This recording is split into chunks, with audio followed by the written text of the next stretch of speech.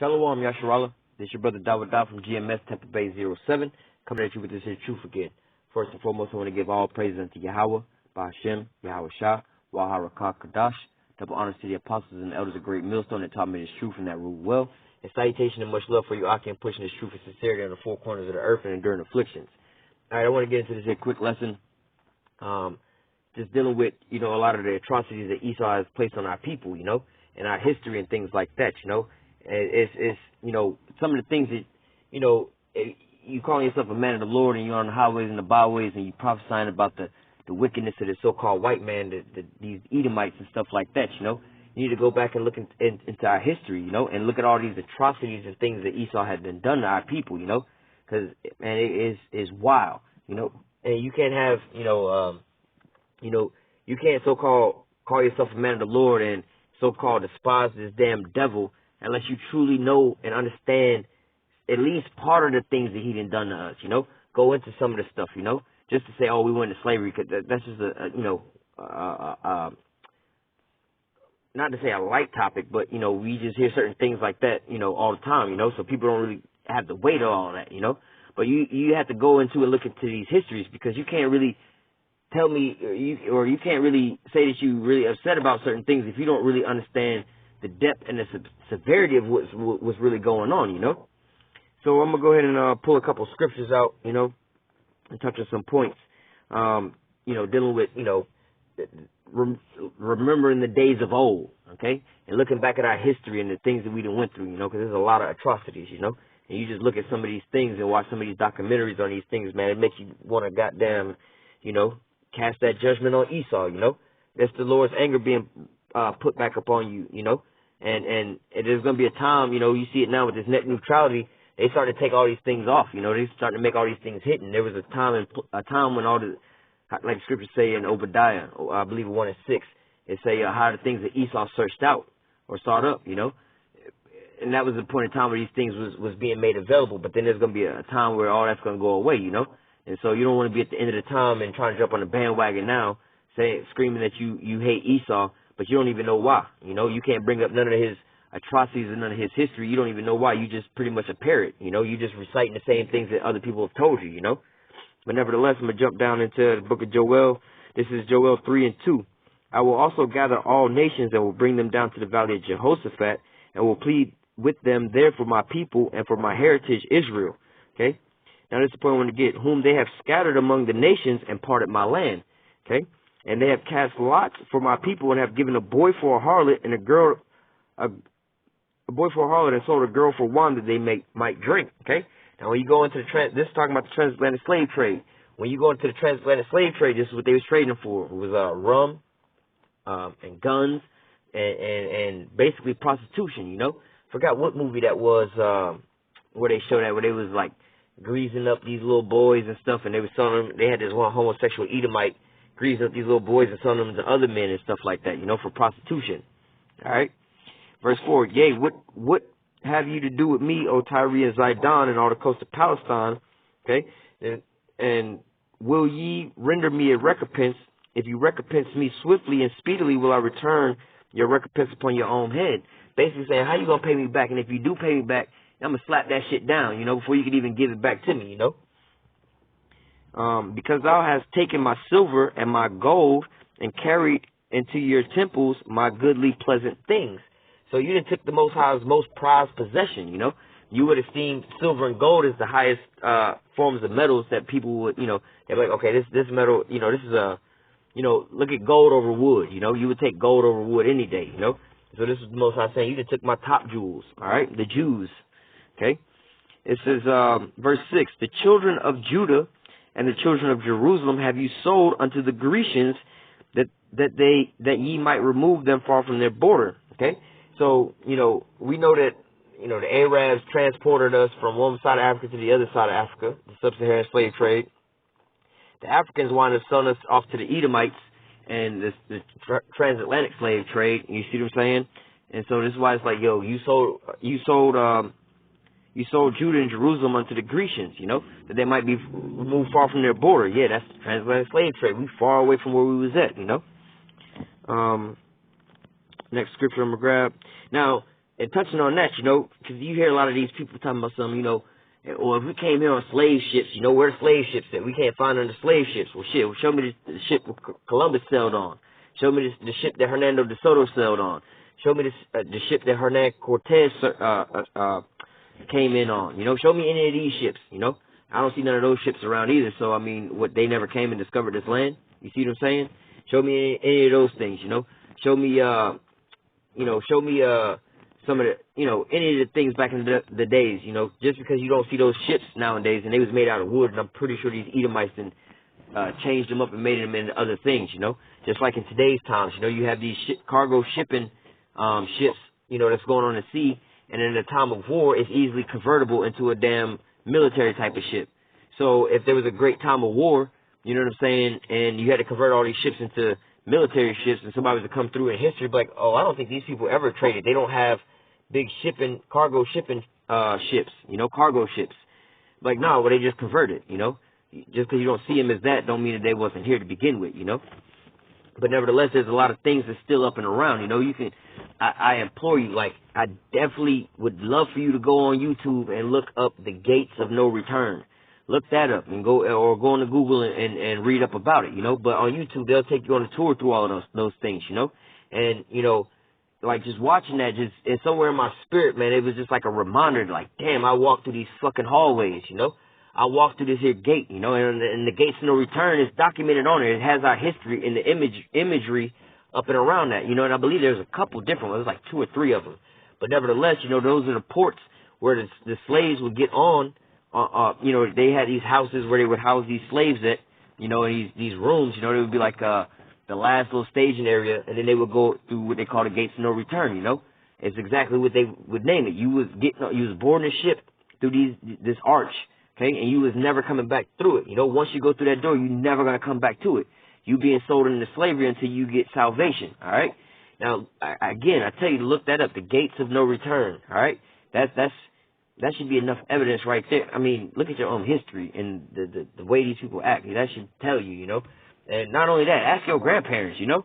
I mean, I can, like my grandma who's still living today, you know, still living in the same area where they from. You know, I seen the house that my father was born in, and that thing is smaller than it's like 2 porta potties, like maybe 4 porta potties put together. It's the size of that. It's like a 1-room little shack, you know, on the side of a damn big ass cotton field in a plantation off in the backwoods of Georgia, you know.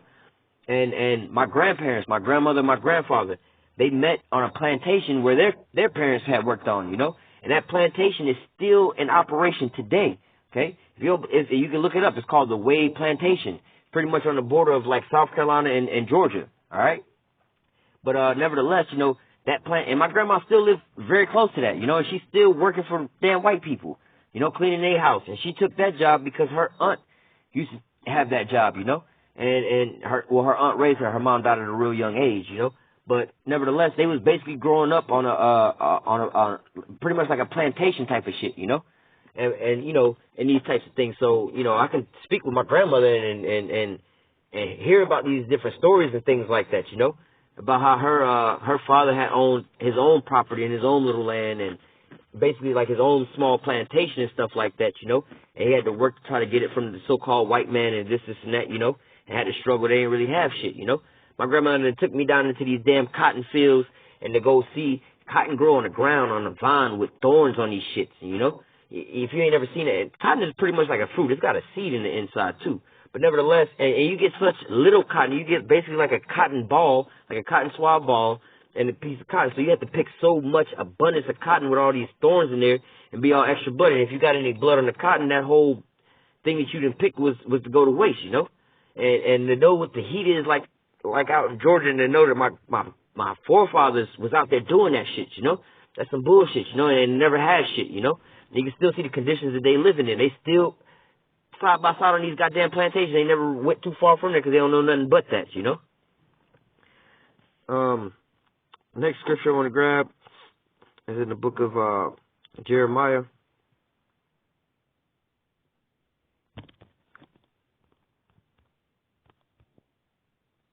This is Jeremiah chapter 51, verse 34 and 35. Nebuchadnezzar, the king of Babylon, has devoured me and has crushed me, and he has made me an empty vessel. He has swallowed me up like a dragon. He has filled his belly with my delicates. He has cast me out. Okay, so let me read the next verse. The violence done to me and to my flesh be upon Babylon. Shall the inhabitants of Zion say? Shall the inhabitants of Zion say? And my blood upon the inhabitants of Chaldea shall Jerusalem say. Yeah, and so basically, you know, not just us, but our families, our foreparents, and all these things, you know, we being devoured, destroyed, and just annihilated by basically the so-called white man, you know, and the atrocities he got us up under, you know. You can go back in history. I mean, we don't even have to talk about slavery times, but slavery times was a horrible thing, you know. Let's fast forward, you know, before all of that, or not necessarily before all that, but you had the slavery times, you know. They was whipping and beating us on the goddamn plantations, you know. Read about the Willie Lynch letter, how they took the father and the family, and they chained one of his legs to a horse on one side and the other leg to a horse on the other side. And I'll tell you how they tell the story. They said they put, you know, they chained him up one side to one side, the other side to the other side. Then they light a fire between that nigga's legs, and then the horses, they take off from the heat and they split that nigga in half. And when that nigga start crying out because he getting split in half, he ain't gonna die instantly, but when that nigga cry out, it's gonna instill fear into that nigga woman's little nigga kids. And that nigga woman gonna be so afraid that she gonna try to protect her kid's life, and she gonna sit there and be in subjection unto her master, that her kids, that don't happen to her kids. And so now you see now why our people or our women go ahead, you know, they'll tell you, you know, all this bullshit to make you sit there and be subservient unto Esau. You know what I'm saying? Like, look, if the police pull you over, you know, every real Jake, I don't know about every real Jake, but, you know, I know in the South, you know, or like in Georgia where I grew up at, you know, certain places like that, you know, our foreparents, our grandparents used to tell us, look, when the police pull you over, you pull over the car, you say, yes, sir, or yes, ma'am, whatever, whatnot.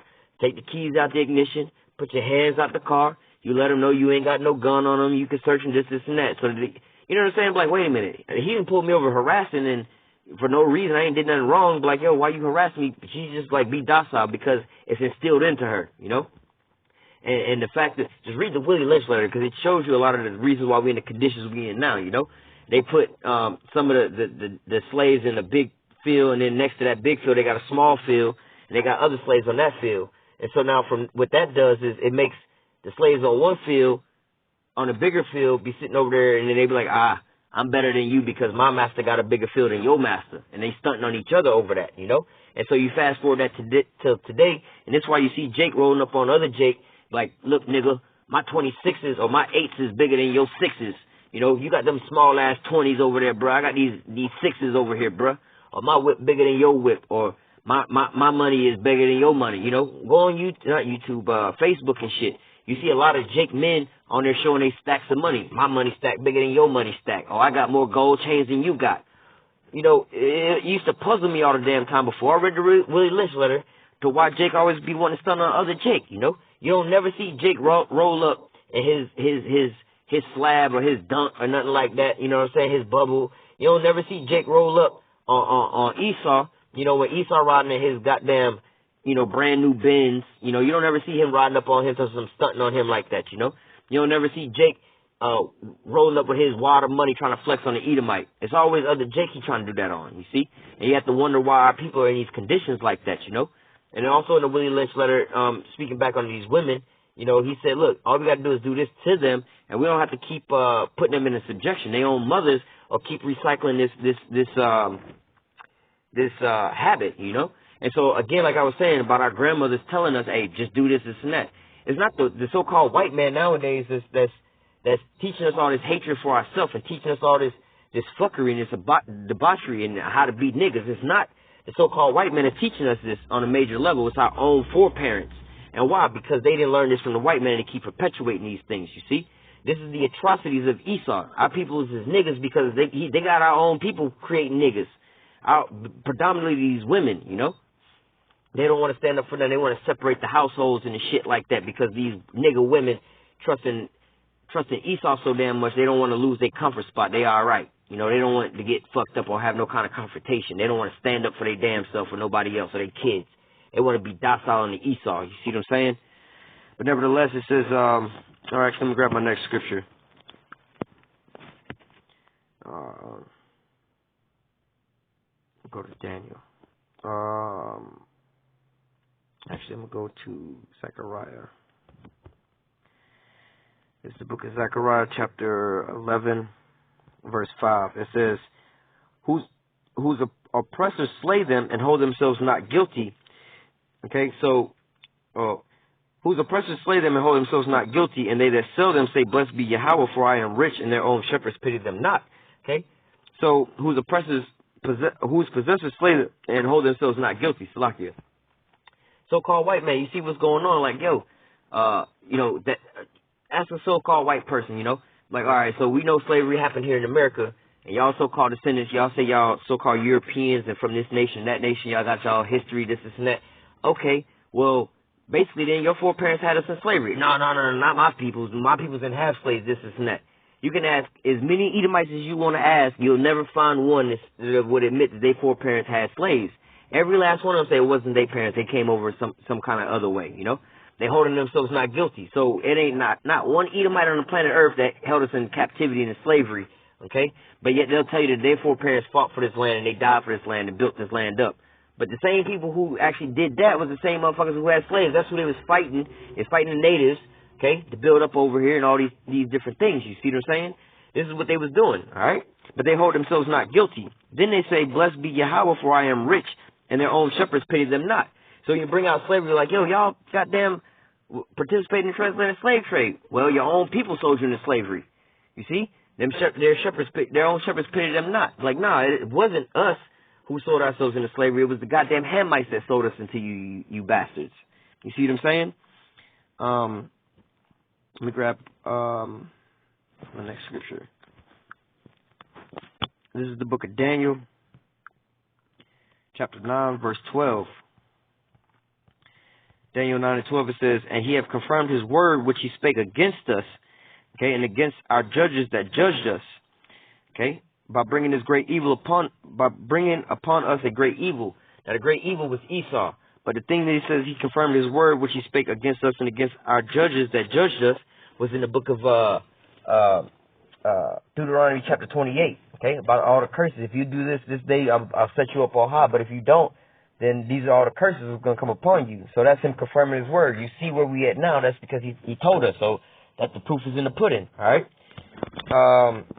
Jump down, it says, For under the whole heaven, okay, this is the point, for under the whole heaven have not been done as have been done unto Jerusalem, all right? There ain't an atrocity on the planet Earth that even come nowhere near close in comparison to what done happened to the Israelites, all right?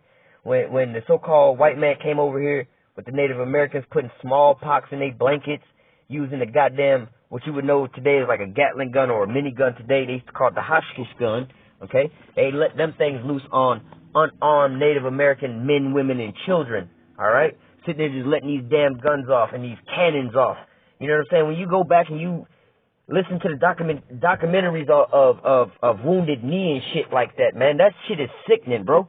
They got the children and the descendants of these people telling these stories about, man, woman said my mother was dead, or he looked around, my mother was dead, my father was dead, my brother was dead, my sister was dead, my whole family was dead, and they was unarmed. These were the people who was feeding these folks over that was coming over here. You know what I'm saying? Not only that, when they was talking about when they was letting them cannons off and them goddamn guns, the natives didn't know nothing about what none of that shit was, man. So they didn't even had to get hit with a fucking cannon. All right, they didn't even have to have the cannon get shot at them. All they had to do was hear the fucking cannon go off, and they was terrified at that. You see what I'm saying? That shit is fucking nuts, bro. Like, yo, like, look at this shit. You know what I'm saying? And just try to put yourself in those time beings. You know, you over here peaceful, living off the land and this and that. You ain't doing all this. Now all of a sudden the motherfucker come over there with goddamn cannons and boom. You know what I'm saying? That loud ass ringing sound. You know what I'm saying? You over here fighting in battle with your bows and arrows, tomahawks and all this and that. And all of a sudden you hear this loud ass boom and everybody just stop and shake and tremble. They don't know what the fuck just happened. They don't know if the Most High done cracked open the sky or what. They don't know if they dealing with a god or what. That shit is terrifying. Then these Gatling guns or Hotchkiss guns, they sitting over here just letting loose, 100 rounds of men just dumping. You see what I'm saying? Men, women, and children unarmed. Ones they ain't even really trying to fight you. You like, come on out. They coming out peaceably. You know, and then when the smoke clears, any more children that ain't alive or that's still alive come on out. When they come out, you murder them too. You see what I'm saying? You do all these different things, you know, and you march them on the Trail of Tears, you know, and cutting babies out of the pregnant women's stomachs and bashing them against the trees and shit. You know what I'm saying? All these type of things. The syphilis experiment you didn't gave, the Tuskegee experiment, you gave syphilis to these men and let them go about for, I believe, 40 years, you know, having sex and having families, and they didn't tell none of these people. You spread all these diseases amongst our people, man. You pollute our neighborhoods and the things that our grocery stores, our food supply, our water supply. You pollute our minds and the education system. You give us false leaders and these rappers and shit that we follow after that lead us to death. You make us hate our own self and make us hate our own brethren. You a vile-ass beast, all right? I'm going to grab one more scripture real quick, and then we're going to close it out. This is what this whole scripture is about, all right? This is Deuteronomy 32 and verse 6, verse 7. Remember the days of old. Consider the years of many generations. Ask thy fathers, and they will show thee. Thy elders, and they will tell thee. Go back and look at your history. Ask your foreparents about how it used to be back in the days, and how the so-called white man used to goddamn put a shotgun in somebody's mouth and break their goddamn teeth, or how they used to break our teeth on the goddamn slave ships and force feed us down the goddamn mouth till we was throwing up, or how we was chained together shitting and throwing up on each other. You know what I'm saying? Laid next to a dead body and shit like that, man. Some fuck shit, man. And the fact that the fucking sex toy they got now called butt plugs, or whatever the fuck they call, I don't know what they call them as a sex toy, but these goddamn butt plugs wasn't a sex toy to begin with. It was the shit that they was putting on us that so we wouldn't shit on everybody else and get everybody else sick, man. I'm going to go ahead and close out before I get too much into this. But I'm going to say, Lord willing, this lesson was edifying. So next time I say, call halal Yahweh Shem Yahweh Shah. Double honor to the apostles and the elders of great millstone that rule well. Citation, much love for you. I can push and shoot for sincerity in the four corners of the earth. Stay strong. Shalom.